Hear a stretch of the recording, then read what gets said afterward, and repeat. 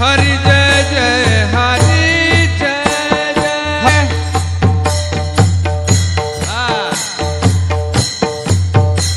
खाली डोला सगळ्यांनी।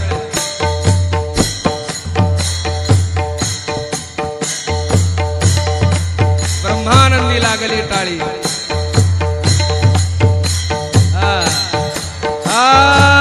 हरि जय जय हरि जय जय हरि जय जय हरि जय जय हरि जय जय हरि जय जय हरि जय जय हरि जय जय हरि जय जय हरि जय जय हरि जय जय हरि जय जय।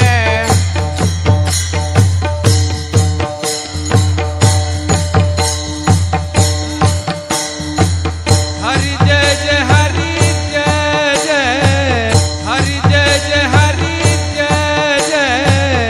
जय जय हरि जय जय हरि जय हरि जय जय हरि जय जय। हरि जय जय हरि जय जय हरि जय जय हरि जय जय।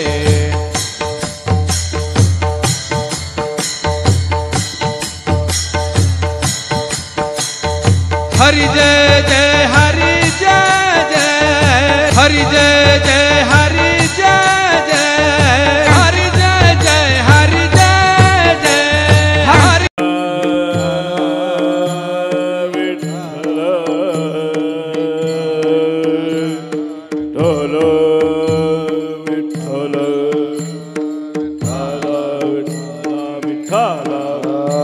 विठ्ठल विठ्ठल विठ्ठल विठ्ठल विठ्ठल विठ्ठल विठ्ठल विठ्ठल विठ्ठल विठ्ठल विठ्ठल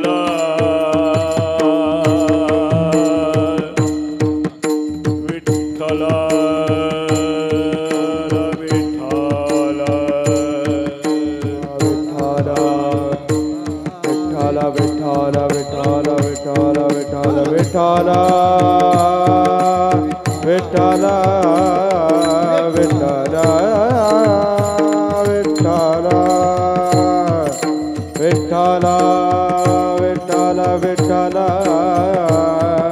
विठ्ठल विठ्ठल विठ्ठल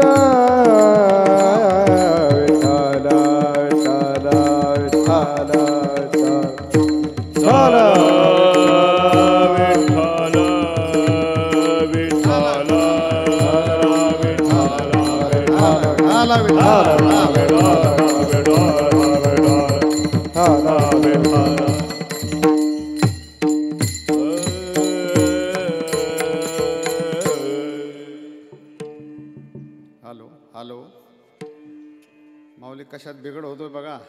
मशीन भारी मध्ये जजमेंट बसताना आवाज असं दणाला पाहिजे. लेकुराचे हित वाहे माऊलीचे चित्त आईशी कळवळ्याची जाते करेला भाविन प्रीती. पोटी भार वाहे त्याचे सर्वस्व हिस आहे. आईशी कळवळ्याची जाती करेला भाविन प्रीती. तुका म्हणे माझे तुम्हा संतावरी ओझे. आईशी कळवळ्याचे जाती करेला भाविन प्रीती. पांडुरंगा करू प्रथम नमन दुसरे चरण संतांची त्यांच्या कृपादाने कथेचा विस्तारू. बाबाजी सद्गुरुदास तुका. नमो ज्ञानेश्वरा नमो ज्ञानेश्वरा. नमो ज्ञानेश्वरा नमो ज्ञानेश्वरा. नमो ज्ञानेश्वरा नमो ज्ञानेश्वरा. नमो ज्ञानेश्वरा नमो ज्ञानेश्वरा. नमो ज्ञानेश्वरा नमो ज्ञानेश्वरा. नमो ज्ञानेश्वरा नमो ज्ञानेश्वरा.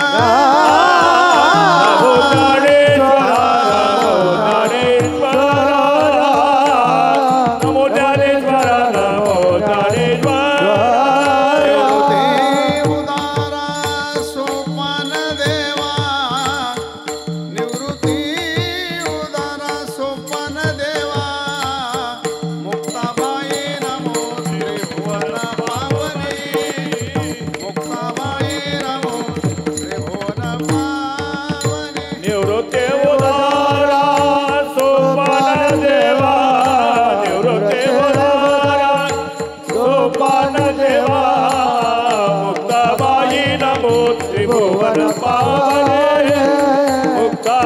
नमो त्रिभुवन पावन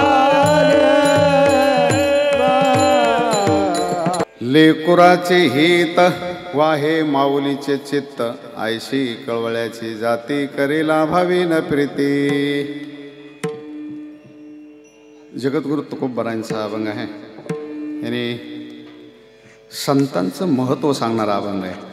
पूर्ण अभंग हा साधू संतांचं महत्त्व, त्यांचं कार्य आणि त्यांचा महिमा गाणारा अभंग आहे. पण आईचे दृष्टांत दिलेत तिनेही चरणामध्ये मातृदेवतेचे उदाहरण देऊन ह्या अभंगाला विस्तार केलेला तुकोबरायांनी. आणि आज केने परिवार तसा दुःखाचा प्रसंग आहे. आईसाहेब गेलेले आहेत, पत्नी गेलेली आहे, कोणाची बहीण गेलेली आहे, कोणाची पुतणी गेलेली, एक मामी असते, कोणाची मावशी असते. पण प्रामुख्याने आमचे गुरुनाथजी त्यांच्या सौभाग्यवती आणि 2 मुली आणि मुलं यांची मातृदेवता तुमच्या आमच्या सर्वांच्या भगिनी वगैरे. आणि अतिशय पुण्यवान घराणा, त्यांचं स्वतःचं जीवन. तुम्ही म्हणाल तुम्ही आजच आले, तुम्हाला कसं काय माहिती? माऊलीची ओवी खूप सुंदर आहे ज्ञानेश्वरीमध्ये. माऊली म्हणतात एखादा शेतकरी जसा शेतीमध्ये गेल्याच्या नंतर आहे ना, अशी जर जमीन पाहिली तर लक्षात येत नाही, पण त्या जमिनीमध्ये जे लावलेला कापूस आहे, ऊस आहे, ज्वारी आहे, गहू असेल, कुठलं पीक असेल, काय डाळिंब असेल, आंबा असेल, त्याच्यात आलेलं पीक इतकं मजबूत आलेलं असतं. लोक म्हणतात पीक खूप भारी हो. मग जे जाणकार लोक म्हणतात पीक चांगलं आहे, पण ते पीक म्हणजे जमीन चांगली म्हणून पीक चांगलं आहे. तसं घरामध्ये वातावरण मी सकाळी आल्यापासून पाहतो, जवळजवळ 1.5 तास झालं मला येऊ. अतिशय शहाणी माणसं आणि समजदार माणसं आहेत, प्रेमी माणसं आहेत. दुसरी गोष्ट अशी आहे, गेले 10 दिवस दर दिवस ज्या आईसाहेबांच्या जाण्याच्या निमित्तानं ज्या घरामध्ये हरिपाठ, काकडा, भजन, पूजन, कथा, कीर्तन, अन्नदान, ज्ञानदान होतं, त्यार्थी आईसाहेब बाई अतिशय पुण्यवान असले पाहिजे. म्हणून ते अनुमान करायला हरकत नाही, कारण त्याला तुम्हाला खूपच दररोज जवळ राहिलं पाहिजे असं काही नाही. काही काही गोष्टी अतिशय जवळ असतात, पण त्या सुरुवातीला असावे वाटतात जवळ, पण पुन्हा जवळ आल्या तर ते लक्षातही राहत नाही. बऱ्याचशा गोष्टीत मोबाईल सुरुवातीला दुसऱ्याच्या घरात मोबाईल होता, पहिला थोडंसं जवळचं ते खोकं घरातलं, ते 10-5 घरामध्ये एखादा असायचं. ते फोन आला की असं वाटायचं आपल्या घरात पाहिजे होतं. पुन्हा घरात आलं, पुन्हा दुसऱ्याच्या हातात पाहिलं की मग वाटायला आपल्या हातात पाहिजे. आता हातात एवढं मोठं असतं मग वाटायला आता जरा भारी पाहिजे होता, आहे की नाही? आता 1 लाख 1.25 लाखाचा मोबाईल घेतला तरी त्याच्या लक्षातही राहत नाही. सकाळी सकाळी मी आळंदीहून निघालो, त्यावेळेला म्हणलं आपली एवढी मोठी चेन आहे गळ्यामध्ये सोन्याची, मग संग घ्यावी ना. मग घेतली पण ते पिशूच राहील घालायचं, मग तिची आठवणच नाही येते. असं का सांग, मला तुम्हाला चेन सांगायची हे मला सांगायचं नाही, पण ज्या गोष्टी महत्त्वाच्या असतात त्या नाहीत तोपर्यंत तुम्हाला हव्या असतात. आई असेल, आपले वडील असतील, सर्व जी मंडळी आहे, जोपर्यंत तुमच्या सानिध्यामध्ये हे राहतात तोपर्यंत तुम्हाला त्यांची किंमत, मुलाला मुलीला सगळ्यांना त्या आईचं महत्त्व कळलं पाहिजे. आईला बाळाचं महत्त्व माहीत असतं. पूर्ण जीवन आई समर्पित करते आणि त्या बाळाचं संगोपन करत असते. जगातली कुठलीही आई असेल, दलित असेल, मुस्लिम असेल, कोळी असेल, माळी असेल, ब्राह्मण असेल, घिसाडे असेल, कुत्री असेल, गाई असेल, म्हैस असेल, नागिन असेल, मुंगी असेल, आई आई असते. ती आई त्या बाळाचं पूर्ण सर्वांगीण संगोपन करते, पण त्या बाळाला आईचं महत्त्व कळेलच असं नाही. आईवर प्रेम असतं पण महत्त्व कळत नसतं. आणि मग ज्या दिवशी आई या लोकांमधून निघून जाते ना, त्या आईशिवाय ती बाळ पोरके होतात, अनाथ होतात. आणि मग आईचं महत्त्व कळतं. दुसऱ्याची आई दुसऱ्या बाळाला ज्या वेळेला मांडीवर घेऊन पाजते, त्याच्या अंगावर पदर टाकते, माझं लाडलं, माझा राजा, माझा कन्हैया, माझा लाला वगैरे वगैरे त्याला म्हणते ना, मग त्यावेळेला त्या बाळाला कळतं की आज आपली आई असते तर आपले असेच लाड झाले असते. आपली आई गेली. आई आणि वडील गेल्यावर महत्त्व कळतं. म्हणून कुठलाही जगातला मुलगा आणि मुलगी, तुम्हाला जगातला कुठलाही देवधर्म करायची गरज नाही, करायची गरजच नाही. खरं फक्त तुमच्या आईचं आणि वडिलांचं तुम्ही ऐकत चला, तुमचं कल्याण होतं मला. माय बाप केवळ काशी, माय बाप केवळ काशी, माय बाप केवळ काशी, माय बाप केवळ काशी. तेने नामे तीर्थासी, तेने नामे तीर्थासी, कुंडली के काय केले, परब्रह्म उभे केले, कुंडली के काय केले, परब्रह्म उभे. आई वडिलांचं ऐकणं खूप महत्वाचं असतं. आई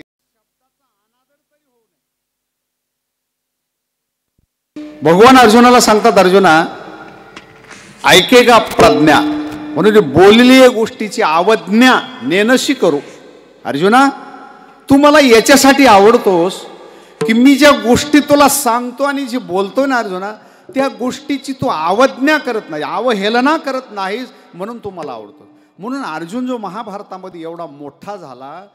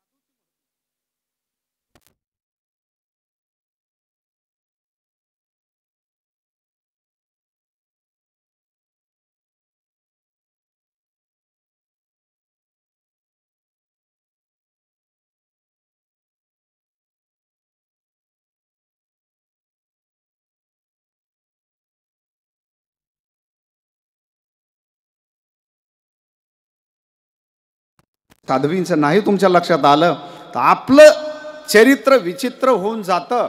म्हणून तुम्हाला कुठला ग्रंथ नाही वाचता आला ना. याच पाळण्यामध्ये झोपू घातले नाही, ते नावं ठेवले, ते गेले स्मशानभूमीत. याच भिंतीला टेकून प्रेत त्यांचे बसवले, ते गेले. भिंत तशीच आहे, पाळणा तसाच आहे. तुला सुद्धा एक दिवस जावं लागेल. आणि ती सांगते हे जाऊ दे, घरदार जमीन पाळणा भिंत हे जाऊ दे, पण जो देह तू घेऊन जन्माला आलायस ना, ती त्याला समजून सांगते, तान्या बाळाला बरं का, हा देह नाशिवंत मळमूत्राचा बांधा. हा देह कसा आहे बाळा, वरी चर्म घातले रे कर्म कीटकाचा सांदा, रव रव दुर्गंधी आमगळयाचा बांधा. आमगळयाचा बांधा, वरी चर्म घातले रे, वर चामडा, वर आपलं त्याला कोटिंग केलेली नैसर्गिक म्हणून. आणि जर वर चामडा नसता ना, आपल्याला इथपर्यंत येऊ दिलं नसतं. रस्त्यातच कुत्र्यांनी वगैरे अडवलं असतं, म्हणले असते महाराज जरा नाश्ता करू द्या, रक्त गळालं असतं ना अंगातून सगळं. वर चामडा आहे म्हणून. वरी चर्म घातले रे कर्म कीटकाचा सांदा, ते सांडलेलं आहे. आणि आत कर्म कुर्मी कीटक आहेत आतमध्ये. आणि दुर्गंधी, रवरव दुर्गंधी शरीराच्या आत बरं का. मळमूत्राचा बांधा, आत मलमूत्राने वरून बांधलेलं आहे म्हणून रवरव दुर्गंधी, नरककुंड आहे आतमध्ये. असं तुझं शरीर आहे बाळा. मग काय करू आई मी, सांग. माझं ऐकणार? हो तुझं ऐकणार आई. तुझं ऐकायलाच मी तुझ्या पोटी जन्माला आलो. आई काय सांगते बघा.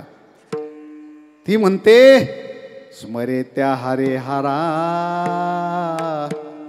शरण जाय. स्मरे त्या हरिहरा, त्या भगवान श्रीकृष्ण परमात्म्याची आठवण ठेव.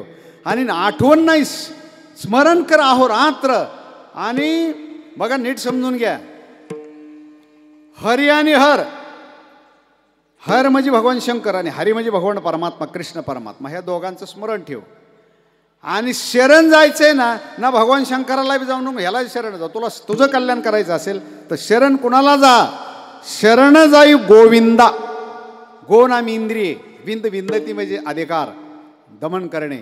जो इंद्रियाचा मालक गोविंद म्हणजे कन्हैया, त्याला ना विठ्ठल, त्याला पांडुरंग म्हणतात, त्याला राम म्हणतात. त्याला शरण जा. आणि राम सुद्धा सांगतात शरणांगता शरण शरण्य मीची एको.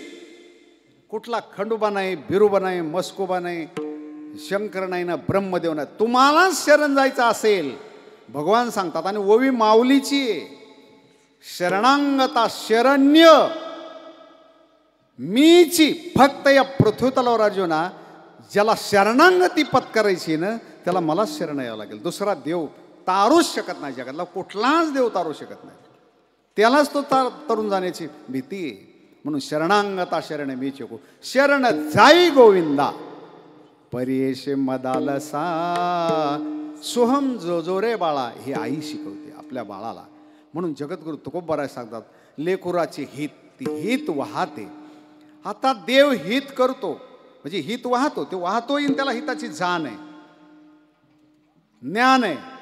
साधूला हिताचं ज्ञानही आहे आणि साधू हित करतोय. देवाला हिताचं ज्ञान आहे पण देव हित करत नाही, करतच नाही असं नाही. बघा देव कसा आहे. देव फक्त त्याला जे शरण गेलेत, ज्यांच्या गळ्यात माळ आहे, जे पळून आळंदी पंढरपूरची वारी करतात, हरिपाठ काकडा ज्ञानेश्वरी वाचतात, त्यांचं देव हित करतो. बघा शब्द कसे आहेत. दुर्जनाची संहारी भक्ता राखे पायापाशी. दुर्जनाशी सख्खे भाऊ होते ना, रावण आणि बिभीषण होते का नाही सख्खे भाऊ. मग रावणाची कटिंग केली, रावणाला समाप्त केलं आणि बिभीषणाला पायाजवळ ठेवलं. सुग्रीवाला पायाजवळ ठेवलं आणि वालीला मारला. भक्ता राखे पायापाशी. दुर्जन हे वाईट लोकांचा संहार करतो. साधूचं तसं नाही. या रे लहान थोर याती भलते नारी नर, करावा विचार न लगे चिंता कोणाशी. पण साधू कसं आहे, सर्वांचं हित करतो. म्हणून तुकाराम महाराज म्हणतात तेची माझे हित करीती सकळ. सर्व बाजूचं हित जेणे हा गोपाळ कृपा करी. म्हणून संताची हे पायी हा माझा विश्वास, मग त्यांच्यावर माझा विश्वास आहे. साधूला हित कळतं आणि साधू हित करतो. देवाला हित कळतं पण हित करत नाही. आईला हित करते पण कळत नाही. आपल्या आईला हित बाळाचं व्हावं वाटतं पण हित कशात आहे. आणि जर हित कळलं असतं ना आईला तर तुम्ही बसलेले सगळेच माझ्यासारखे कीर्तनकार बनले असते. म्हणून मी तुमच्यापेक्षा लय भारी असं मला म्हणायचं नाही, पण ते आईनं भान वयात म्हणले असते बाळा जा आळंदीला पंढरपूरला, कथा कीर्तन ज्ञानेश्वरी भजन पूजन. आणि माझा राजा माझा मुलगा वाघासारखा गर्जना केली पाहिजे, डरकाळे फोडले पाहिजे असा गर्जना कर. अख्खं कल्याण शहर आणि मुंबई आणि पूर्ण भारत तू गाजव बाळा. आईला हित व्हावं वाटतं पण हिताचं ज्ञान नाही. देवाला हिताचं ज्ञान आहे पण तो हित करत नाही. साधूला हित करतो बी आणि त्याचं ज्ञानही आहे. म्हणून माऊली म्हणतात लेकुराचे हित वाहे माऊलीचे चित्त. वाहे माऊलीचं डोकं डोळे पाय पोटो असं नाही येते, चित्त. त्या चित्तामध्ये बाळाची व्याप्ती असते. अहोरात्र त्या बाळाचं कल्याण कसं होईल, कशानं होईल हे माहीत नाही, पण कसं करता येईल त्याच्याविषयी ते अहोरात्र वाहते. म्हणून वडिलाचं वेगळं आहे. वडीलही हित करतात पण वडिलाचं हित वेगळ्या पद्धतीने असतं. तुम्हाला जरा व्यापक पद्धतीने सांगतो, लक्षपूर्वक ऐका. ज्ञानेश्वर महाराज, निवृत्तीनाथ महाराज, सोपान काका आणि मुक्ताबाई हे छोटे छोटे लहान बाळ आहेत. समाजानं जातीच्या बाहेर टाकले, गावकऱ्यांनी गावच्या बाहेर काढले. 700 वर्षापूर्वीची घटना सांगतो तुम्हाला. आळंदीकरांनी गावाच्या बाहेर हाकलून दिलं माऊलीला. मग गावापासून 1.5 किलोमीटर अंतरावर सिद्धबेट नावाचं ठिकाण आहे, इंद्रायणीच्या तीरावर. तिथं जाऊन राहिले, झोपडी बांधली आणि ती झोपडी बांधलेली दगडाचे असे जे चिरे वगैरे इंद्रायणीच्या तीरावर, तो झोपडीचा अजून पाया तसाच आहे. तो तुम्ही बघितला नसेल कधी, जाऊन बघा. तशाला तसा पाय आहे त्या झोपडीचा. जिथं मुक्ताबाईनं माऊलीला उपदेश केला, ताटी उघडा ज्ञानेश्वरा. ताटी म्हणजे ते दरवाजा त्याचा झोपडीचा, आणि ते झोपडीचा अजूनही पाय आहे. मग तिथून ज्यावेळेला विठ्ठलपंत ध्यान प्रायश्चित घेण्यासाठी निघाले, जो 144 वर्षानं या भारताच्या नशिबात आलेला कुंभमेळा, इथून 1700-1800 किलोमीटर असेल. प्रयागराज जिथे त्रिवेणी संगम आहे, गंगा, सरस्वती आणि यमुना ह्या 3 नद्या एकत्रित वाहतात. पैकी गंगा आणि यमुना प्रगट वाहतात आणि सरस्वती गुप्त वाहते, पण त्रिवेणी संगम आहे तिथं. जिथं कुंभमेळा आता चालू आहे तिथं माऊलीचे आई आणि वडील 700 वर्षापूर्वी देहांत प्रायश्चित घेण्यासाठी इथून पायी गेले. तिथं लोकांचा हेतू हा होता पाठवणाऱ्यांचा. मध्येच त्यांना साप, आजगर, नाग वगैरे हिंस्र पशु, लांडगे वगैरे, हत्ती, काही वाघ, सिंह त्यांना खाऊन टाकतील. पण काय, ज्याला निसर्गानंच जर जगवायचं ठरवलं मंडळी, जर ईश्वरानं निसर्गानं जर तुम्हाला जगवायचं ठरवलं, जगात त्याला कोणीच मारू शकत नाही. पण निसर्गानं जर मारायचं ठरवलं तर जगात कोणीच वाचू शकत नाही. आई वडील निघाले, संध्याकाळी बैठक बसवली. दोघं पती पत्नी आणि आपले 4 बाळ. लहान लहान मुलं आहेत, त्यांना काही कळत नाही, काही समजत नाहीये. लहान आहेत ते, भविष्यातले महान आहेत, पण प्रकृतीनं लहान आहेत, चिमुकली बाळ आहेत, आणि ह्यांना तर जाणं आहे. आता उद्या पहाटे आपल्याला निघायचं आहे. म्हणून दोघं पती पत्नी बसले, 4 भावंडाला समोर बसवलं आणि विठ्ठलपंत समजून सांगतायत. ज्ञाना, काय बाबा, ऐका, आम्ही जे सांगतोय ते लक्षपूर्वक ऐका. तुम्ही कधीही लक्ष ठेवा, तुम्ही ज्या दिवशी तुमच्या मातृदेवतेचा आणि पितृदेवतेचे शब्द डावलता ना, त्या दिवशी तुमचा नरककुंड म्हणलेला असतो, तुमचं जीवन उद्ध्वस्त होतं. तुम्ही नंतर गुरु आणि देव नंतर आहे मंडळी, पण पहिली आई आणि वडील ज्यावेळेला सांगतात. विठ्ठलपंतांनी जवळ बसवलं. निवृत्तीनाथ महाराज सगळ्याच्या पुढे बसले. सांगितलं, निवृत्ती, आता ही जबाबदारी तुझ्यावर आहे. आम्ही निघालोय, पण एक करा, तुम्ही एवढे मोठे व्हा, एवढे मोठे व्हा, आणि त्याच्यासाठी मी पैठण नगरीमध्ये, म्हणजे विठ्ठलपंतांचं आजोळ, आईचं माहेर पैठण आहे. मग त्या पैठणमध्ये मी 12 वर्ष तप केलंय. विठ्ठलपंत 4 मुलांना सांगतायत. निवृत्तीनाथ महाराज, ज्ञानेश्वर महाराज, सोपान काका आणि मुक्ताबाईला समजून सांगतात. पैठण नगरीमध्ये मी 12 वर्ष तपश्चर्या केली. त्या तपाची पुण्य आहे, त्याचं फळ. आणि काशीमध्ये विद्या अभ्यास करण्यासाठी गेलेले तिथले 12 वर्ष, ते 12 आणि हे 12, 24 वर्षाच्या तपश्चर्येचं सामर्थ्य, शक्ती, प्रभाव, हे बळ, ही शक्ती, हे मी तुम्हाला देतोय, पुण्य तुम्हाला देतोय. आणि त्या सामर्थ्यावर तुम्ही जग जिंकाल, जगात तुम्ही मोठे व्हाल. फक्त हे एकच करा, भाऊ भाऊ विचारानं राहा, भावात भावासंग वैर करू नका, ऐका, विचारानं राहा, आणि एक जन्म ब्रह्मचर्य राहा, ब्रह्मचर्य धारण करा. मंडळी, जो ब्रह्मचर्य स्त्री आणि पुरुष आहे जीवनामध्ये, त्यांनी जर ब्रह्मचर्य व्रत धारण केलं, देवाला सुद्धा नम्रता धरा, देवाला लोटांगण घालावं लागतं. म्हणून 4 भावंडांनी ठरवलं, एक जन्म आपल्याला संसार करायचा नाही. आणि आपले आई आणि बाबा, माऊलीने सांगितलं त्यांना, माझ्या जन्मदात्र्या माईचं, माझ्या आईचं आणि वडिलाचं नाव घरामध्ये, गल्लीमध्ये, गावामध्ये, तालुक्यामध्ये, जिल्ह्यामध्ये, महाराष्ट्रामध्ये नव्हे, भारतामध्ये नव्हे, जगात माझ्या आईवडिलाचं नाव गाजलं पाहिजे. म्हणून महाराज समाधीला बसत असताना देव रडतायत. रुक्मिणी आईसाहेब म्हणतायत, भगवंता, तुम्ही एवढे तुमची पोरं मेले कृष्ण अवतारामध्ये, नातू पण तू मेले, तुमच्या डोळ्याला थेंब नाही गेली, आणि आज तुम्ही एक पोरगा महाराष्ट्रातला समाधीला बसतोय, तर तुम्ही रडताय. भगवंताचं बोलणं खूप ऐकण्यासारखं आहे. नामदेव महाराज लिहून घेत आहेत, भगवान बोलतायत आणि रुक्मिणी आईसाहेब ऐकतायत. देव म्हणती रुक्मिणी, हा एकच योगी देखील नाही. रुक्मिणी काय सांगावं, योगी अनेक आहेत, पण जगात माझ्या डोळ्यानं पाहिलेला हाच एक योगी देखील नाही. तो जान ज्ञान संजीवनी त्रैलोक्याशी. आणि मग रुक्मिणी आईसाहेब म्हणायला लागल्या, पांडुरंगा खरं सांगू तुम्हाला, मला याचं कौतुक नाही, मला हा जो बाळ आहे ना त्याचं खरं कौतुक नाही, त्याचा मला मोठेपणा नाही. पण म्हणे धन्य धन्य जयाची कुशी ज्ञानदेव जन्मले. त्या आईची कुश धन्य, जे आईचं हृदय, त्या आईचं पोट धन्य, ज्ञानदेव जन्मले. ही माऊली ज्या मातृदेवतेच्या पोटी जन्माला आली, हे आईवडिलाचं कमवलेलं नाव आहे. म्हणून मुलगा जो जन्माला घालायचा असतो, तुमची मौज मजाने हौस म्हणून नाही घालायचा. तो आपल्या कुळाचं खानदानीचं नाव, आईचं आणि बापाचं नाव देशामध्ये मोठं करेल. नाही देशामध्ये मोठं करता आलं, कमीत कमी त्याला कुठं कलंक लागून नाही, ह्याच्यासाठी जन्माला घातलेले असतात. ह्या चारी भावंडांनी मला ठरवलं आणि आईवडिलांनी केलेली तपश्चर्या जीवनामध्ये आजमावली, जीवनामध्ये घेतल्याने त्या दिशेनं निघाले. झोपले चारी भावंड, 1 वाजल्यात आणि ज्या वेळेला महाराज आईसाहेब निघतात, विठ्ठलपंत पुरुष आहे, थोडे कठोर असतो पुरुष, निघाले, बॅग भरली हातामध्ये. त्यावेळेची बॅग म्हणजे काय, अन्न खायला नाही. आदल्या दिवशी मुक्ताबाईनं 8 दिवस मुक्ताबाई पोळ्या मागत होती, मला पुरणपोळी खायची आहे.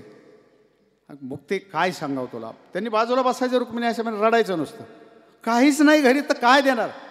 पण शेवटच्या दिवशी आज मुक्ताईची इच्छा पूर्ण करायची म्हणून पूर्ण आळंदी गावामध्ये रुक्मिणी आईसाहेबांनी महाराज थोडं थोडं, कुठं पुरण, कुठं गूळ, कुठं डाळ, तेल मागितलं आणि मुक्ताबाईला पुरणपोळी खाऊ घातली. मुक्ताबाई म्हणते, आई तू आज मला पुरणपोळी खाऊ घातलीस, आज मी आनंदित आहे. कशी काय तू आजचा दिवस निवडलास, सांगता येईना मला, तुला तर सोडून जायचं आहे. मुक्ताबाई झोपली, माऊली झोपलेत, निवृत्तीनाथ सोपान काका, आणि रात्रीचे 1 वाजता निघाले आई आणि वडील. विठ्ठलपंत यायतोवर पुढे गेले, हातात बॅग आहे आणि हे आईचं हृदय आहे, हे कुणालाच सांगता येत नाही, मला ते कळूच शकत नाही. तुम्ही आई झाल्याशिवाय आईचं हृदय काय आहे कळूच शकत नाही. विठ्ठलपंत म्हणतात, रुक्मिणी तुला नसेल जमत तू थांब. नाही हो, तिकडं पतिव्रता धर्म पाळायचा आहे, पतीच्या बरोबर सती जायचंय, पतीच्या बरोबर मला देहांत प्रायश्चित घ्यायचंय. पण इकडे हे चिमुकले बाळ असं काळीज तोडून झोपू घातले, त्यांचंही प्रेम सुटत नाही. ह्या इथवर पुढे जायची, माघारी यायचं आणि चारी भावंडांच्या असे तोंड उघडायचे, चारीची पप्पी घ्यायची. निवृत्तीनाथ महाराज जागे होते. निवृत्तीनाथ महाराज म्हणले, आई जा ना तुम्ही आहे. आणि शेवटला जाता जाता महाराज 4 वाजल्या, चक्रा मारे ह्या इथवर गेलं. जशी एखादी पक्षिणी असते, पक्षिणी आई कशी असते बघा मंडळी, समजून घ्या जरा. महाभारत युद्ध निश्चित झालं, जागा ठरली. महाराज जवळजवळ 40 किलोमीटर, 40 किलोमीटर, 40 किलोमीटर, 40 किलोमीटर जागा ठरली.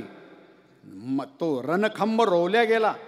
युद्धाला उद्या सकाळी सुरुवात होणार आहे आणि घनघोर युद्ध सुरू होणार आहे. महाभारत कौरव पांडवांचं युद्ध, ज्या मध्यस्थी जिथं भगवान परमात्मा होण्याच्या रात्रावर ते युद्ध उद्या सुरू होणार. तिथे एक भारद्वाज नावाची पक्षिणी टाहो पडून वरडायला लागली, सारखी रात्र दिवस वरडायला लागली. आता उद्या युद्ध सुरू होणार. तिचे 4 पिल्लं, अजून त्यांचे डोळे सुद्धा उघडलेले नाहीत. तिच्या लक्षात आलं उद्या इथं युद्ध सुरू होणार आहे. युद्ध तिथं मोठमोठे हत्ती आणि घोडे आणि पायदळ 39 लाख लोकांचं तिथं रणकंदन चालणार आहे. आणि हे माझी 4 पिल्लं, माझी बाळं, यांचं काय होईल. रात्रभर ते अशी चिव चिव चिव चिव करते, घरट्या घालते. भगवान परमात्म्याच्या लक्षात आलं, त्याला कळणार नाही असं थोडंच आहे. म्हणून काकड्यामध्ये अभंगलेलं आहे महाराज, न सांगता तुम्हा कळो येते अंतर, न सांगता तुम्हा कळो येते अंतर, न सांगता तुम्हा कळो येते अंतर, न सांगता तुम्हा कळो येते अंतर. विश्वी विश्वंभरा परिहारची न लगे,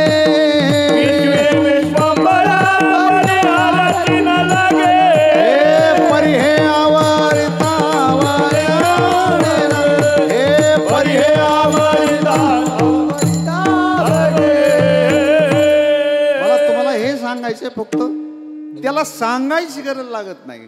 का न सांगता तुम्हा कळू येते. काय कळू येते? काकडा करत असताना हे पक्क लक्षात ठेवा. नाही तर कधी कधी काकडा करून वाकडा झाला पण ते समजत नाही. काकडा करा पण अर्थाचं आहे. काकडा बघा, तुम्हाला ह्याचा अर्थ काही समजणार नाही. न सांगता तुम्हा कळू येते अंतकरणातलं म्हणजे आतलं, हृदयातमध्ये. तुमच्या हृदयामध्ये काय आहे हे मला तुमच्या हृदयातलं कळत नाही. पत्नीला पतीचं हृदय कळत नाही आणि पतीला पत्नीचं कळत नाही. दोघांनाही कळत नाही. आईला मुलं हृदय कळूच शकत नाही. फक्त साधू आणि भगवंत. न सांगता तुम्हा, आपल्याला सांगूनही कळत नाही आणि त्याला न सांगता कळू येतं. दुसरं नाही कळत.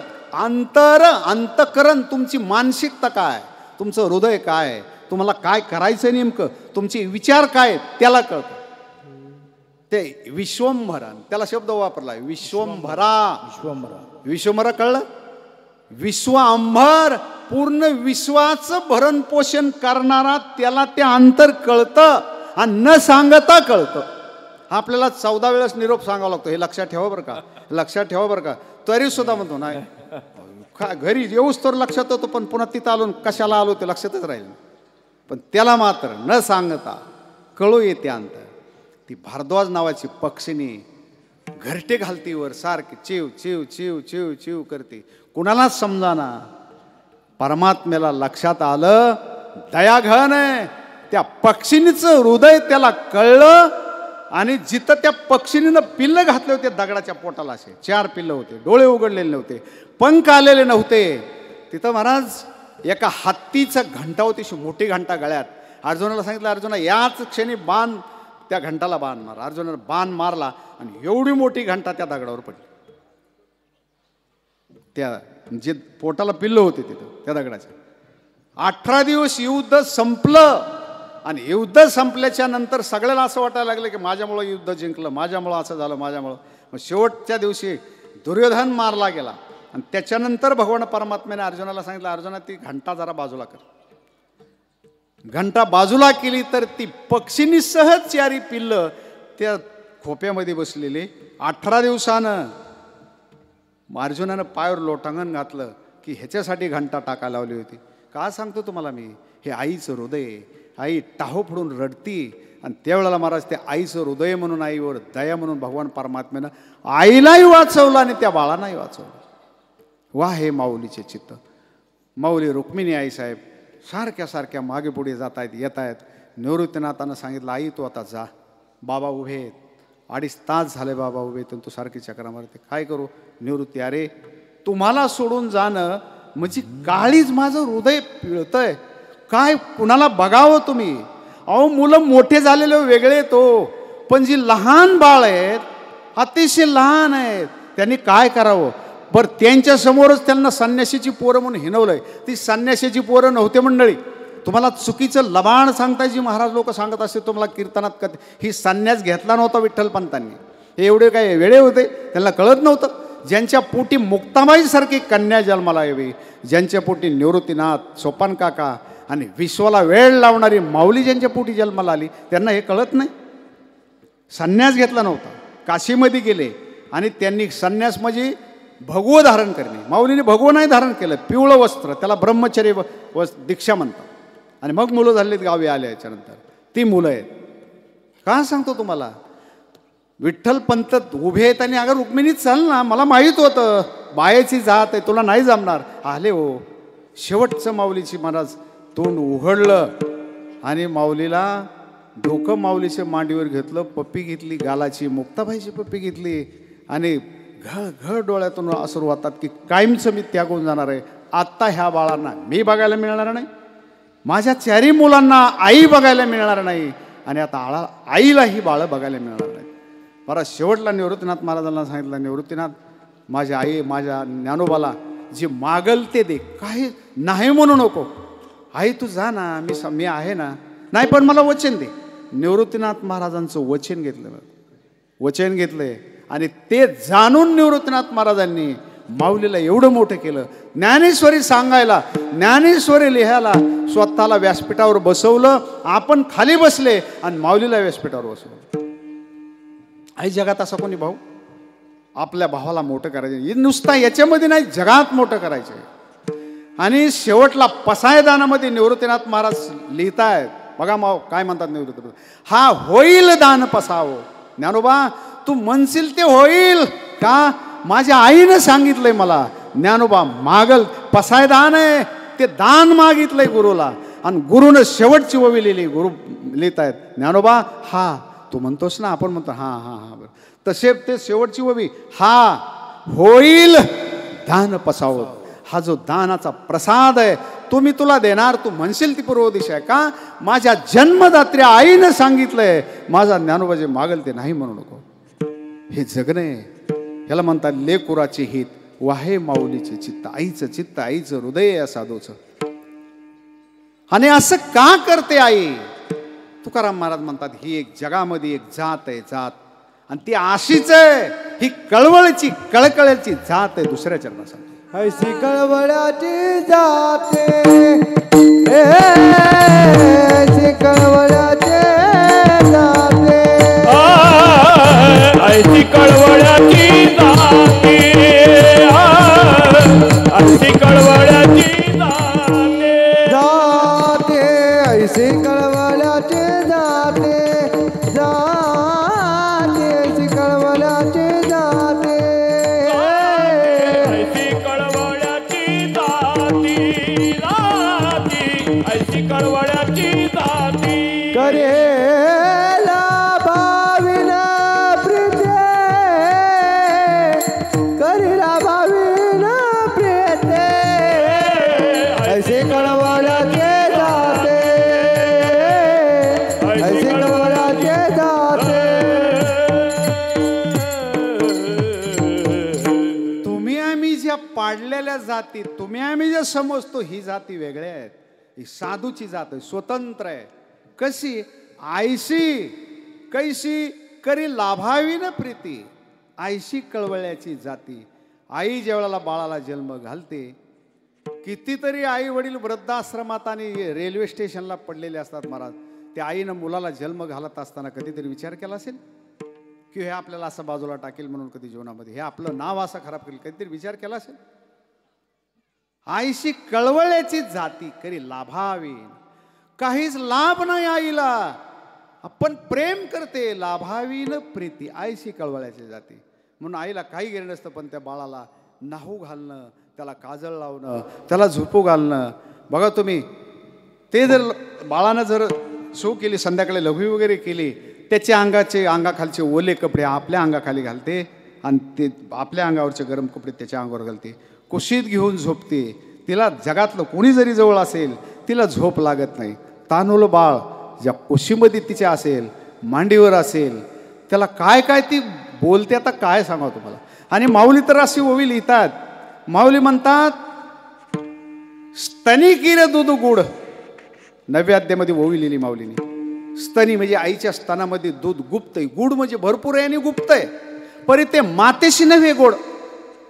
आईच्या दुधाची चव बाळाला का आईला? कुणाला चव आहे त्याची? बरं, आहे कोणाकडे ते?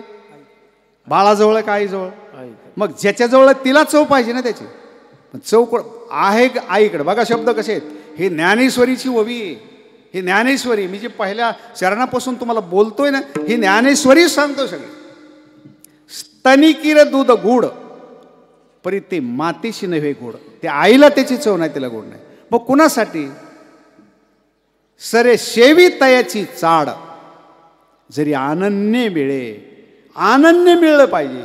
ते बालवयामध्ये बघा, आई आई आईशिवाय दुसरं काहीच नसतं. ते पहिली आहे बाळ तसे, आई आई बा हेची पिशे. आईशिवाय त्याला काही नाही. झोपायचं असेल आई, स्नान घालायचं असेल आई, गावाला जायचं असेल आई, शाळेत जायचं असेल आई, कपडे घालायचे आई, नाहू घालायचे आई, सगळं काही भांडायचं असेल, शिव्या द्यायचे असेल, आईशिवाय ते कुणालाच ते बघतच नाही ते महाराज. आणि आईला सुद्धा त्याच्याशिवाय दुसरं काहीच आवडत नाही. फक्त तिचं बाळ एक बाळ. आईशी कळवळ्याची जाती. आणि हे सगळं करत असताना महाराज म्हणतात करी लाभावी न लाभाशिवाय, कुठल्याच लाभाचा विचार न करता त्याच्यावर प्रेम करते, हिला आई म्हणतात. त्याला विचारलं माऊली, आळंदीमध्ये एक म्हातारी बाई होती, आजी, 20-25 वर्ष झाले असते. मेंदू कमी होता बाळाला, अपंग होतं, पायाची अशी आडी होती, मोठं झालेलं होतं. आणि फ्रुटवाला धर्मशाळेमध्ये जेवायला बाई आली होती. आई थकलेली होती महाराज, तिचंसुद्धा शरीर तिला जड झालेलं होतं, पण ते लेकरू पाटकुळी घ्यायची अशी पाठीवर आणि जेवायला पंक्तीला यायची. आता लोक त्यावेळेला सगळेच ओळखतात, तिला शेवटला जेवायला मिळायचं, बाजूला बसायची. त्या आजीला मी विचारलं, आजी हे कोण आहे तुमचा? म्हणले बाबा माझा पोरगा आहे. बरं. म्हणलं ह्याला काय दुसरे भाऊ वगैरे? म्हणले कोणी नाही, सगळेच गावाकडे आहेत. हे पांगळं मुलगा जन्माला आल्यामुळं याच्या बापानं दुसरी बायको केली आणि आम्हाला दोघालाही घराच्या बाहेर काढलं. त्याचं म्हणणं होतं ह्याला अनाथ आश्रमात टाक, नाही तर पुरून टाक, ह्याचं काय होणार आहे? मग त्यानं दुसरी बायको केली. त्यानं जरी दुसरी बायको केली, मला सुद्धा दुसरा नवरा करता आला असता, पण माझं बाळाचं काय होईल? माझं हृदय ते आंधळं पांगळे, त्याला काही कळत नाही, दिसत होतं पण त्याला काही समजत नाही. आईनं खांद्यावर घेतलं की तिला चावा घेणं वगैरे. ती बाळ आळंदीमध्ये ती म्हातारी झालेली आई खांद्यावर घ्यायची आणि पंक्तीला त्याला घेऊन फिरायची. काय सांगू तुम्हाला, हे जीवन हे आईशी कळवळ्याची जाते बस. पर आता चांगला जर मुलगा असता तर म्हणली असती आई, तो शिकेल, मोठा होईल, कॉलेज कुमार होईल, नोकरी लागेल, मला पैसा मिळेल. वेडे, पंगू आहे, पांगळे, त्याला काहीच कळत नाही, कपडे घालायचे कळत नाही. त्याचं वय तेवढा जवळजवळ 25 ते 30 वर्ष वय असेल मंडळी. पण एवढा मोठा झालेला मुलगा, पण आई त्याला पाठीवर वागवते, अपंग आहे, कुठले लाज नाही, कुठले काही नाही, करी लाभावी न प्रीती. हे जीवन आहे. म्हणून जीवनामध्ये कधी लक्षात ठेवा, आईचा उपकारच मुलगा फेडू शकत नाही जगात, कुठलाच मुलगा. फक्त एकच पर्याय, पक्क लक्षात ठेवा, पावलो पावली मुलानं एक लक्षात ठेवावं, माझी आई, माझे वडील, त्यांचं नाव मी महाराष्ट्रामध्ये गाजवील आणि त्याच्यासाठी जीवनाची बाजी लावून लढेल. शिवरायांनी 16 वर्षी महाराज जीवन पूर्णपणे भारत गाजवला. याचं कारण आहे, शिवरायांनी वडील तर नव्हते जवळ, वडील तर दुसऱ्याच्या ताब्यात सरदार होते, शहाजीराजे. आई होते, जिजाऊ माता होत्या, पण फक्त एकच माझ्या आईची इच्छा आहे, माझ्या मातृदेवतेची इच्छा आहे, मी राजा व्हावा. नुसता राजा होणार नाहीये, लाडला राजा होणार, महाराजा होणार, भारताचा लाडका बनेल, ही शिवरायांची इच्छा. फक्त आईची इच्छा म्हणून शिवरायांनी ती पूर्ण केली महाराज. काय सांगतो तुम्हाला. आणि आई हे झालं जीवन.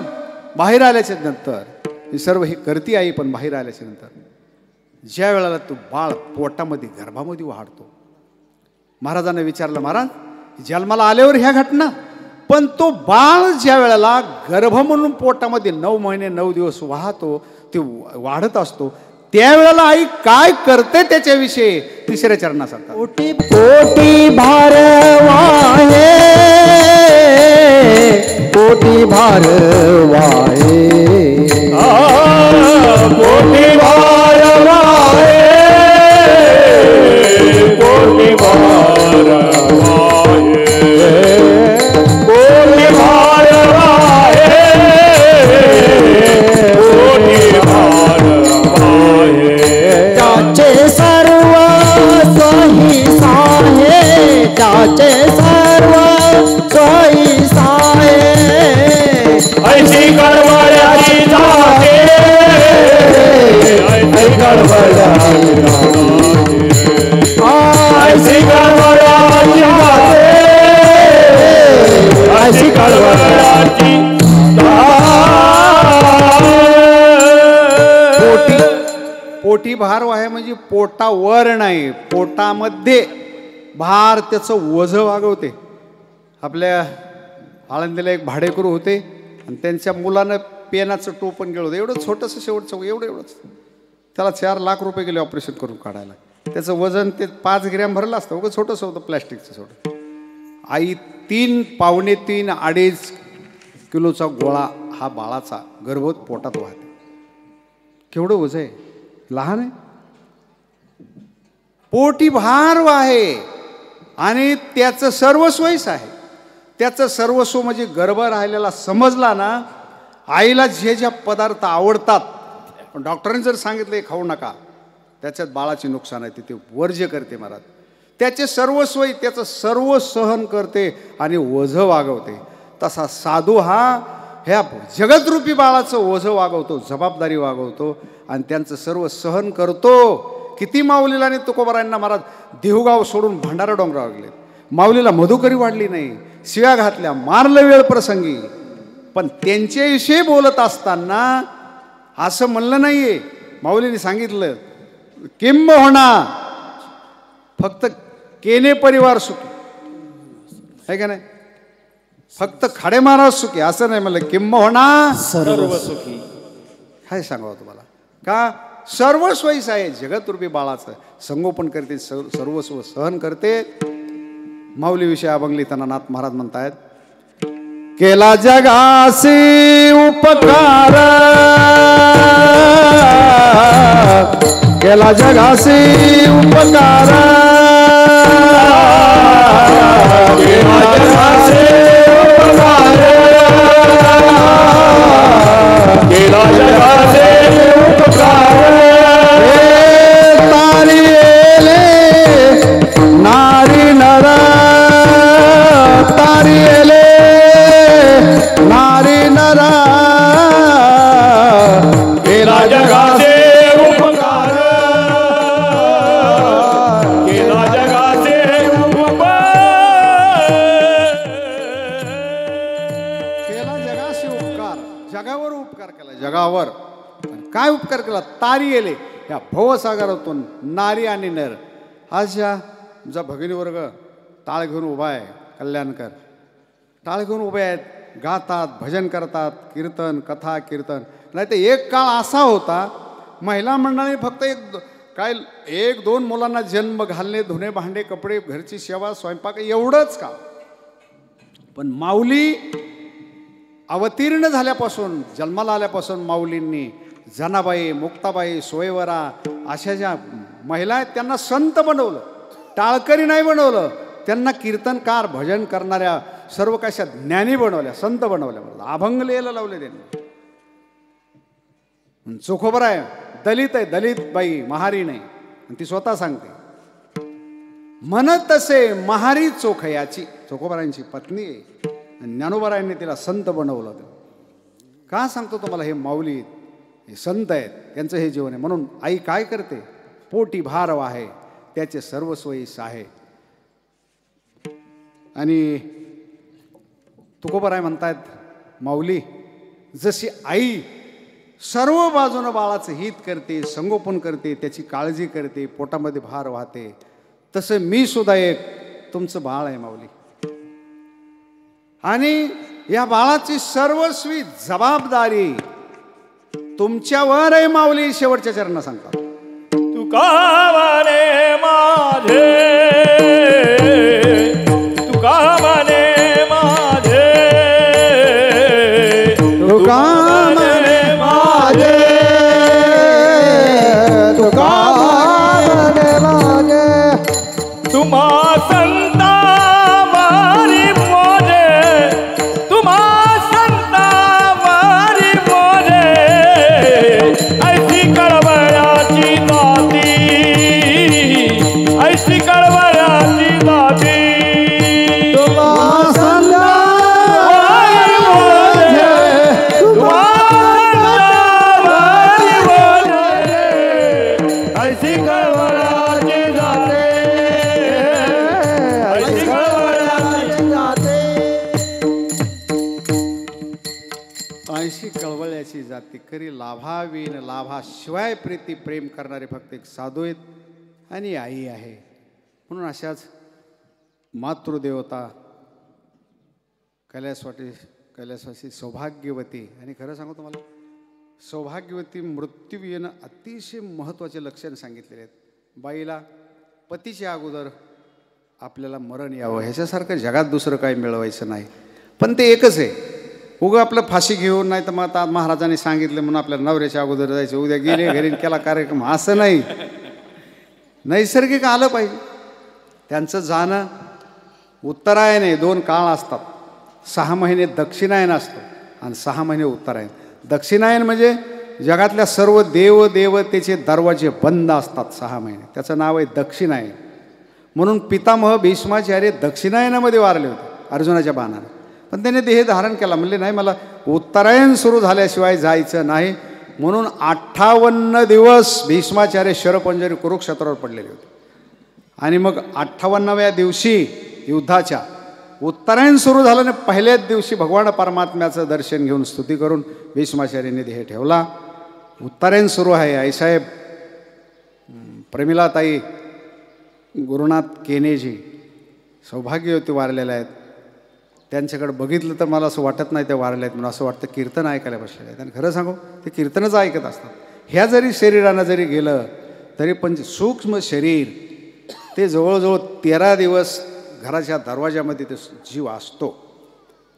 आणि 13व्या दिवशी मग संपूर्ण पब्लिकीला महाप्रसाद जेवण घालल्याच्या नंतर समाधानानं आणि मनुष्य वारल्याच्या नंतर रडत बसायचं नाही. उलट त्या घरामध्ये इच्छादान, भोजन, ज्ञान, अर्थदान, वस्त्रदान, भूमिदान कुठलंही दान करत राहा ते त्यांना पोचतं. ते काही काही भागामध्ये असं नुसतं रडत बसतात लोक. कोणी यायचं उगत बसलं रडायचं. रडले की जास्त त्रास होतो. रडायचं नाही येते. आणि निसर्ग रडायचं नाही लढायचं शिकतो. अर्जुनाला लढायचं शिकवलंय म्हणून रडणारी माणसं मोठे होत नाहीत, लढणारी माणसं मोठे होतात. म्हणून लढायचं असतं, रडायचं नाही. म्हणून त्यांच्या निमित्तानं मला ऐकायला मिळालं दररोज हरिपाठ होता. बरोबर आहे. ज्या अर्थी तेच त्यांच्या जाण्याच्या नंतर पुण्यकर्म घडतंय घरामध्ये. मी सकाळपासून बघतोय त्यांच्या दोन्ही मुली मुलगा सोन्यासारखी माणसं आहेत. अतिशय प्रेमानं वागतायत. नाही तर नुसतेच रडत बसले असते. दुखवाटा खरं सांगू तुम्हाला समजून घ्या माझं बोलणं. ज्ञानेश्वरीमध्ये माऊली लिहितायत ववे आहेत. आता तुम्ही ज्ञानेश्वरी कधी बघतच नाही तर काय सांगून उपयोग. कधीतरी जीवनामध्ये तुमचं कल्याण करायचं असेल बघा ज्ञानेश्वरी किती सुंदर आहे. ज्ञानेश्वरी वाचायला शिका. तुम्ही बाकीच्या पोत्या आहेत ना, बाकीच्या पोत्या ह्या माऊली उलट हरिपाठामध्ये अभंग लिहित आहेत. वाया व्यर्थ कथा सांडी मार्ग. सांडी म्हणजे टाकून द्या म्हणतात त्या. आपण टाकून नाही द्यायचं. टाकून म्हणजे सोडून द्या. घरात बांधून ठेवा. पण दर दिवस जगातल्या कुठल्याही आईवर तो बाळ प्रेम करत नाही पण आपल्या आईच्या मांडीवर खेळतो. आई आई आई आई आई आई करतो. तशी जनाबाई म्हणतात ते हे माय ज्ञानेश्वरी. ज्ञानेश्वरी जगाची माय. त्या आईच्या मांडीवर खेळायला शिका. त्या ज्ञानेश्वरीला प्यायचं शिका. तिच्याकडे खूप काही आहे. तुम्ही ज्या नजरेनं बघाल ते देते महाराज. आम्ही आज आलोय. आम्ही शिकलेले नाही. 1 सेकंद मी शाळेत गेलेलो नाही. मजुरी केलेले आईवडील मला आठवत नाहीत. माझ्या लहानपणी आईवडील वारलेले आहेत. 1 सेकंद शाळा नाही. 10 वर्ष सलग ऊस तोड कामगार म्हणून काम केलेलं. दुसऱ्याचे 10-12 वर्ष गाई राखल्या. कोळशात काम केलं. आळंदीला आलो आणि ज्ञानेश्वरीला समर्पित केलं. आज महाराष्ट्र हलवून सोडलाय महाराज. महाराष्ट्रातला कुठला कोपरा असा नाही की मला ओळखत नाही. म्हणून ज्ञानेश्वरी भावकथा प्रवक्ते म्हणून मला ओळखल्या जातं. का हे मी मोठाने दिसायला चांगला असं म्हणून नाही आहे. आळंदीला येताना एक फुटलेला पकवाज आणि अंगावर एक धोतर होतं. फक्त ते शर्ट आणि पॅन्ट होते. चंद्रभागेत टाकून दिले आणि मग तिथं एका माणसानं धोतर घेऊन दिलं मला. ताट नव्हतं. ताट अंबाजोगायला एका माणसानं दुपारच्या पंक्तीला बसलो. लोकांनी आपले आपले ताट काढले दिंडीमध्ये. मी जेवायला बसलो. म्हणले ताट काढ. म्हणलं कशाला. म्हणलं तुला जेवायला. म्हणलं तुम्ही आमच्याकडं नसतं. म्हणले ज्याचा त्याचा आणायचं. मग ताट माझ्याकडे नाही. ते दुकानदारानं स्वतःच्या त्या दुकानातून ताट मला दिलं. ताट आणि तांब्या. आळंदीला येताना बरं का दिंडीमध्ये पायी चालत आलो. फक्त एक पकवाजन अंगावरचे कपडे.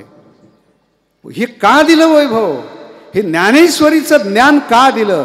आणि मंडळी पक्क लक्षात ठेवा उल्हासनगरकर.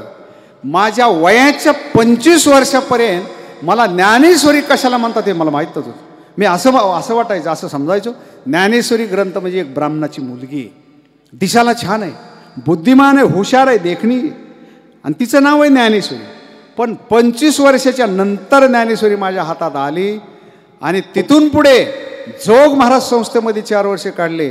आणि आजान वृक्षाखाली आमचा हा भगिनी वर्ग उभा राहिलेला बरेच होते. समोर बसलेल्या ताई 7 दिवस माझी ज्ञानेश्वरी कथा आता झाली गेल्या महिने दिपोळीच्या टायमाला. ज्ञानेश्वरी कथा माऊलीच्या मंदिरामध्ये. त्याच आजान वृक्षाखाली मी सलग 175 पारायण केलेत. आजान वृक्षाखाली 175 आणि 8-8 दिवसाच्या कथा 135 कथा केल्या. संगीत 7-7 दिवसाच्या अशा कथा. का तुम्हाला काहीतरी मिळवायचं असेल. तुम्हाला जर ट्रकभर भात मिळवायचा आहे तर थोडंसं बीज पेरावं लागतं अगोदर. रोपटं लावावं लागतं, पोतभर गहू पाहिजे तर मुठभर पेरावं लागतंय. जमिनीमध्ये पेरल्याशिवाय उगवत नाही, तसं चांगलं कर्म केल्याशिवाय चांगले फळं मिळत नाही. ज्ञानेश्वरी देते. काहीही मागा, माऊलीच्या वाव्या तुम्ही जे जे करू म्हणाल ते अपयश सिद्धी जाईल. वांछित ही पुरेल मानसीचे. माऊली काय काय मिळेल? माऊली आम्ही जर ज्ञानेश्वरी वाचली, आम्ही भक्ती केली माऊली तुमची, तुमच्यावर प्रेम केलं, आम्हाला काय काय मिळेल सांगा. तुम्हाला पाठ आहे, 100% पाठ आहे. हा कोण बोलतंय? जो जे वांछील तो ते लाव. जो जे वांछील, जो नाही, नीट समजून घ्या, फसायदा नाही. जो वांछील नाही, जो जे म्हणजे जो कोणी ज्याची वांछील म्हणजे इच्छा करेल तो मनुष्य, ते म्हणजे ती वस्तू, लाहो म्हणजे तुम्हाला प्राप्त हो. ही माऊलीची वाणी मिळतेच. माझा स्वतःचा अनुभव आहे, मला सांगायला वेळ कमी, माझा वेळ संपलेला आहे. का सांगतो तुम्हाला? ज्ञानेश्वरी पुस्तक नाही, ज्ञानेश्वरी ग्रंथ नाही, तुमची माझी माय, माय जगाची माय. आणि त्या माईवर, त्या आईवर जेवढं प्रेम कराल, जेवढा विश्वास ठेवाल, जेवढं दृढ निश्चयानं तिच्यापाशी राहाल, तितकं तुमचं कल्याण करते, तुम्हाला मोठं करते. म्हणून अशीच एक मातृदेवता ह्या घरातली गेलेली, झालेली सेवा माझी अशा पवित्र सौभाग्यवती प्रमिलाताई गुरुनाथ केने यांच्या चरणी समर्पित करतो. माझी मातृदेवता ज्ञानेश्वरी तिच्या चरणी समर्पित करतो. आणि हा परिवार, हा केने परिवार, कुठलाही त्यांना संपत्तीचा, ज्ञानाचा, कशाचा गर्व अहंकार नाही. मी सकाळपासून आल्यापासून सगळं नम्रता. त्यांच्या मुली माझ्यापाशी येऊन म्हणत होत्या, बाबा आई नसल्यामुळे आम्हाला असं सुनं वाटतं, जगामध्ये आईसारखं कोणी नसतं. पण समजदार आहेत, किंवा नुसत्या रडत बसल्या नाहीत, त्या ऐकत बसलेल्या आहेत. म्हणून मुलाचं नाव आहे केवल गुरुनाथ केने, स्नेहा श्रद्धांत महात्रे आणि रसिका संजय पाटील, अशा मुली आणि मुलं, त्यांचा परिवार आहे. माऊलीने त्यांना उदंड आयुष्य देवो आणि उरलेल्या आयुष्यामध्ये ज्ञानेश्वरीची सेवा घडावी. मी बाजूला इथून गेलो होतो, मला ही ओवी सांगायची होती. जन्माला आलेला मनुष्य, माऊलीने ओवी लिहिली 700 वर्षापूर्वी. प्रत्येक माणसाचे 2 सोहळे होतात, एक जन्माचा आणि एक मृत्यूचा. बघा शब्द कसे आहेत. देहाच्या गावा आलिया, देहरूपी गावाला आलिया, जन्म मृत्यूच्या सोहळ्या. जन्माचा सोहळा होतो, मुलगा मुलगी जन्माला आले असेल तर काय जिलेबी पेढे वगैरे वाटल्या जातात, वगैरे वगैरे वगैरे आनंद उत्सव केला जातो. आणि शेवटचा मृत्यूचा सुद्धा माऊली म्हणता सोहळा आहे. दुःख नाही आहे, सुतक नाही आहे, रडत बसायचं नाही आहे, मोठा सोहळा करा. आणि तुम्हाला जीवनामध्ये जर जमलं, वर्षाला 1 दिवस असाच एक कार्यक्रम पुण्यतिथी म्हणून मातृदेवतेची करत जा. ज्या आईनं, तुम्ही म्हणाल बाबा एवढं शक्य आहे का, एवढं वर्ष ठीक आहे, नाही नाही नाही नाही, तुम्ही मरेपर्यंत हे चालू ठेवा. आई असेल, वडील असेल, भलं तुम्हाला खूप मोठं करायचं, थोडं 10 माणसं जीव घाला, पण त्या दिवशी आईची आठवण होते. आईच्या नावानं हरिपाठ होतो, आईच्या नावानं भजन होतं, आईच्या नावानं अन्नदान होतं, आईची आठवण होते, आईच्या नावानं कीर्तन ज्ञानदान होतं. 1 दिवस का होईना पुण्यस्मरण म्हणून त्यांच्या जीवनामध्ये असं मोठं कार्य करायचं वर्षाला 1 बार. हे खूप महत्त्वाचं असतं. का? अहो तिनं तुम्हाला घर दिलंय, जमीन दिली, नाव दिलंय, जन्म दिलाय, वाढवलंय आणि दूध दिलंय, प्रेम दिलंय. अजून काय द्यायचं त्या माईनं, काय द्यायचं त्या वडिलांनी तुम्हाला अजून? मग आपलं प्रत्येक मुलाचं आद्य कर्तव्य. म्हणून उरलेल्या आयुष्यामध्ये प्रत्येकानं ठरवा, ज्ञानेश्वरी वाचायचा. 1 पान का होईना, नाही जमलं 1 वळी तरी पण दररोज वाचत जा. अर्थाची ज्ञानेश्वरी आणा. पुढलं भविष्यकाळ तुमचं कल्याण व्हावं असं वाटत असेल, तुम्हाला कुठला रोगराई होऊ नये असं वाटत असेल, तुम्हाला कुठलंच दुःख येऊ नये असं वाटत असेल, तर दर दिवस अर्थाची ज्ञानेश्वरी ना, तिच्या 5 ओव्या, 1 ओव्या पण अर्थाचं वाचत जा. वर्षामध्ये 1 पारायण होईल. तसं तर 300 ओव्या वाचल्या, महिन्यात पारायण होतं. नाही जमलं तर तुम्हाला दररोज 1 ओवी होईना, 4 ओव्या होईना, वर्षामध्ये पारायण होईल. पण ते पुण्य एवढं मोठं साठेल, एवढं मोठं साठेल. ती आई ज्ञानेश्वरी आई म्हणून, माता म्हणून तुमचा प्रतिपाल करेल, हा माझा आत्मविश्वास आहे. म्हणून झालेली सेवा माझी मातृदेवता माऊली ज्ञानेश्वरी तिच्या चरणी समर्पित करतो आणि सेवेला पूर्ण देतो. विठोबा रघुमाये ठोबार कुमाये ठोबार कुमाये ठोबार कुमार ठोबार कुमाये ठोबार कुमाये ठोबार कुमार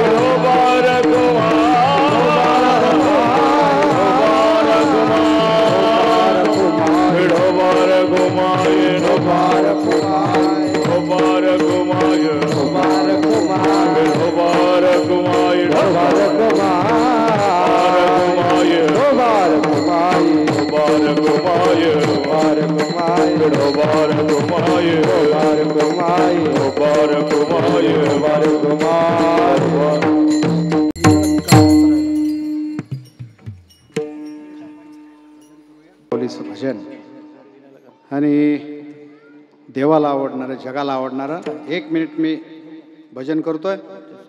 ते भजन आईसाहेबाला पोहोचेल, आमच्या प्रमिला ताई त्यांना पोहोचेल, म्हणून सर्वांच्या जगाच्या आवडीचं भजन मी करतोय. सर्वांनी पाठीमागे म्हणा. ज्ञानोबा माऊली तुकाराम, ज्ञानोबा माऊली तुकाराम, बोला बोला, ज्ञानोबा माऊली तुकाराम, ज्ञानोबा माऊली तुकाराम, टाळे टाळे, ज्ञानोबा माऊली तुकाराम, ज्ञानोबा माऊली तुकाराम, ज्ञानोबा माऊली तुकाराम, ज्ञानोबा माऊली तुकाराम, ज्ञानोबा माऊली तुकाराम, ज्ञानोबा माऊली तुकाराम.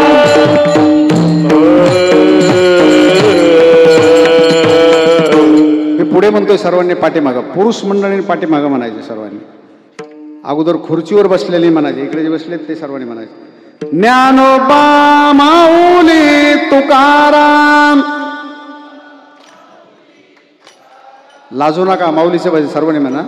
ज्ञानोबा माऊली तुकाराम. वा वा, ज्ञानोबा माऊली तुकाराम, ज्ञानोबा माऊली तुकाराम, ज्ञानोबा माऊली तुकाराम. वा वा वा वा, अतिशय सुंदर भजन केलं तुम्ही.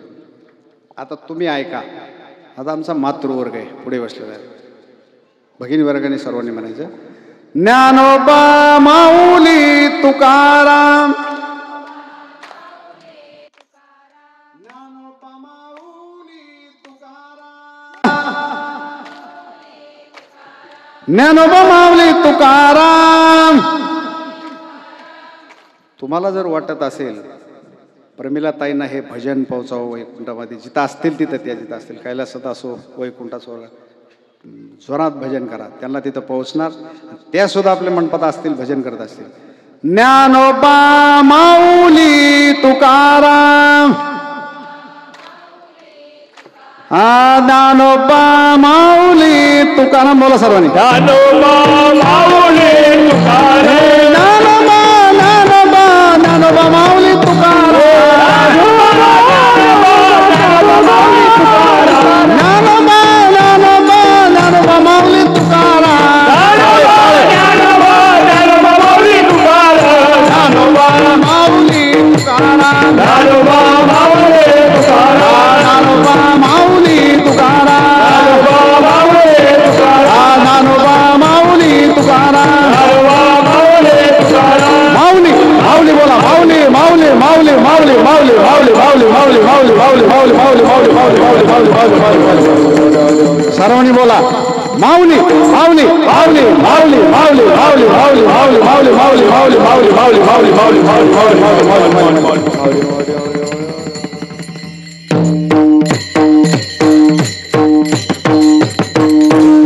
जय जय विठाल जय विठाल जय जय विठाल जय विठाल जय जय विठाला. बोले ले कुरे देवा कुरे उत्तरे.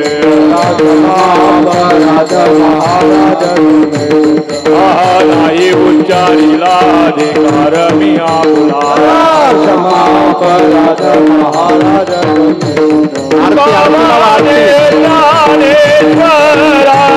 रखमाया पैकी करा. बोला बोला बोला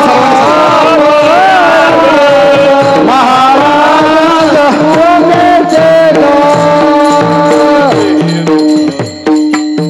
आरती ज्ञानराज युगे 28 मागे पुंडलिकाची भेटी ब्रह्मालिका चरणी वाहे भीमा उतरी जगा. जय देव जय देव जय पांडुरंगा. रुपाई वल्लभाई वल्लभा पावे जुलगा. जय देव तुळशी माळा गळा ठेवणे कंठी कासे पितांबर तुला. देव सरोवर नित्य ती भेटी गरुड हनुमंत पुरुवेला. जय देव जय पांडुरंगा. रुपाई वल्लभाई वल्लभा पावे जुलगा. जय देव आषाढी कार्तिकी चंद्रभागे माझे सारे जे करते दर्शन घ्यावा मात्र जय देव जय पांडुरंगा. रुपाई वल्लभाई वल्लभ पावे जीवलगा. आरती ज्ञानराजा महाकैवल्य देवता सेवता माझा आरती ज्ञानराजा. लोपले ज्ञान जय कोणे अवतार पांडुरंगा. नाव ठेवले आरती ज्ञानराजा महाकैवल्य देवता सेवता मानू वेदला माझा आरती ज्ञानराजा. प्रगटा गुण बोले विश्वब्रह्माती केले रामचंद्र. चरणी मस्तक मिळे आरती ज्ञानराजा महाकैवल्य देवता सेवता मानू वेदला माझा आरती ज्ञानराजा. आरती तुकाराम स्वामी सद्गुरु माधुरीदान समोर आय आरती तुकाराम रामनाथ तुलने श्री ब्रह्म तुकाराम भंग रक्षिले आरती तुकाराम स्वामी सद्गुरु माधुरीदान समोर आय आरती तुकाराम तुलने श्री ब्रह्म तुकासी आले मनोरे करणे वंशक आरती तुकाराम स्वामी सद्गुरु सच्चिदानंद समोर आय आरती तुकाराम. हरि बोल आनंद